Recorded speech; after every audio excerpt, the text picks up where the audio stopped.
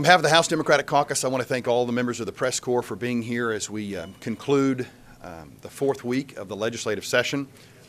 Committee deadline week has come to an end, which means one of a few things. It principally means that any legislation that was filed by a member of the House of Representatives and was going to remain alive for the remainder of the session had to come out of committee. That's important. It also means those things that were filed that didn't come out are essentially dead for the year. They could maybe be heard next year, but they're essentially dead for this particular legislative session. That's important for one critical reason, and that is we're now 4 weeks through the legislative session. As a member of the Appropriations and Budget Committee, I have a front row seat to all the revenue-raising measures that the governor and the House Republicans are offering up to try to find a way to close the $900 million budget hole that faces our public schools, faces our senior citizens, faces our hospitals, faces our correctional facilities. And sitting on that front row, one thing has been made abundantly clear to me. They have no plan. For teachers, for state employees, for senior citizens, for our guards in the correctional facilities, for those who care about roads and bridges, 4 weeks have come and gone. We're a quarter of the way through the legislative session, and the Republicans in charge have no plan.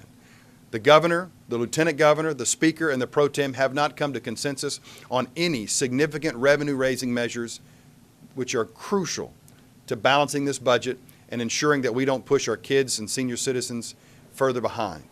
That ought to be concerning to every member every person in the state of Oklahoma.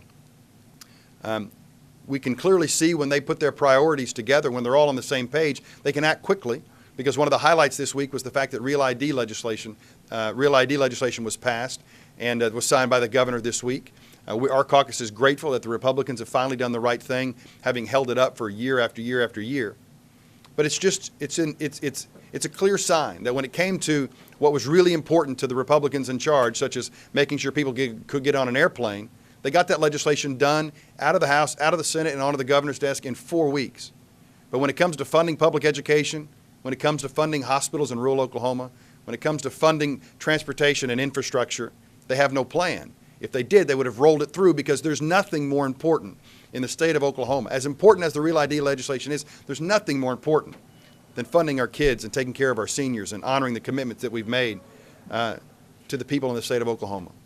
And so with 4 weeks having come and gone, the voters in the state of Oklahoma should be very concerned about the direction of this legislative session and about the direction of those things, those core services that they desperately care about.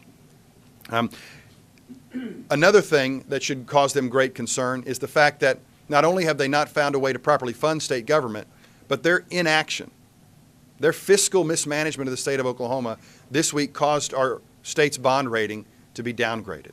What that means is for all of our schools, for all of our counties, for all of the state, we're looking at paying more in interest payments because they can't get their fiscal house in order. It is now more expensive to take out debt, or will be more expensive to take out debt to fund core services of government for one simple reason, for the reason that the Republicans in charge can't find a way to balance this budget that they have created out of their fiscal mismanagement in the state of Oklahoma. As you see, there's a rally today trying to support the people's vote in State Question 780 and 781. Our caucus is cautiously watching legislation moving through the process that would roll back the will of the people. We believe the citizens of the state of Oklahoma were right, and they knew what they were doing when they passed that legislation. It's an insult to the voters of the state of Oklahoma when members of the Republican Party in the House of Representatives claim that the Oklahoma citizens were ignorant when it came to supporting that legislation overwhelmingly as they did. And our caucus will fight to ensure that the will of the majority of the voters in the state of Oklahoma is honored this session. I appreciate the rare bit of honesty and candor coming from the House Majority Caucus, because just 2 weeks ago, as a member of the Appropriations Committee, we were told by the chairman of Appropriations as well as the authors of the teacher pay raise bill that they absolutely believed that we could do a $1,000 or a $2,000 pay raise for teachers. My caucus called them on it and said what they're doing is being disingenuous with the educators in this state by promising them false hope. And it didn't take but 2 weeks to go by when they had to demonstrate that we were right, that the teachers of the state of Oklahoma are looking at another year going by, just like the state employees are probably looking at another year going by without a significant pay raise to their already underfunded paychecks. They've got to understand the reason for that, though. It's not because the price of oil is $100 a barrel. It's because the Republican majority have stood by and overseen $1.5 billion worth of tax cuts, $2 billion worth of tax credits and exemptions, the largest gross production tax cut of any major oil and gas producing state in the nation, and they've refused to bring our federal dollars home to take care of health care in the state of Oklahoma. And that's the reason teachers won't get a pay raise. Now, our caucus will, in the next 7 to 10 days, be rolling out revenue-raising measures. We waited to see if the Republican majority would have their own plan. They haven't. They've just talked about a cigarette tax, which is a $150 million Band-Aid to cover a $900 million gaping budget hole. It won't solve the problem. Within the next 7 to 10 days, we will take leadership in the state of Oklahoma and offer up our plan to not only properly fund core services, but also to find a way to increase teacher pay as well as state employee pay, because at the end of the day, they desperately need it and deserve it. On the Senate side, our caucus is pleased that it looks like the voucher legislation that would be devastating to an already underfunded public school system has been shelved this year.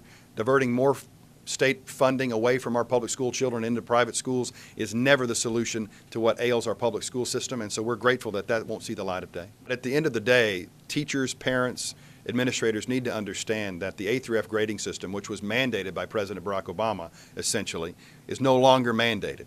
It is a failed system that inaccurately brands many of our public schools with a scarlet letter without offering any resources by which to change the educational outcomes for those students who desperately need it.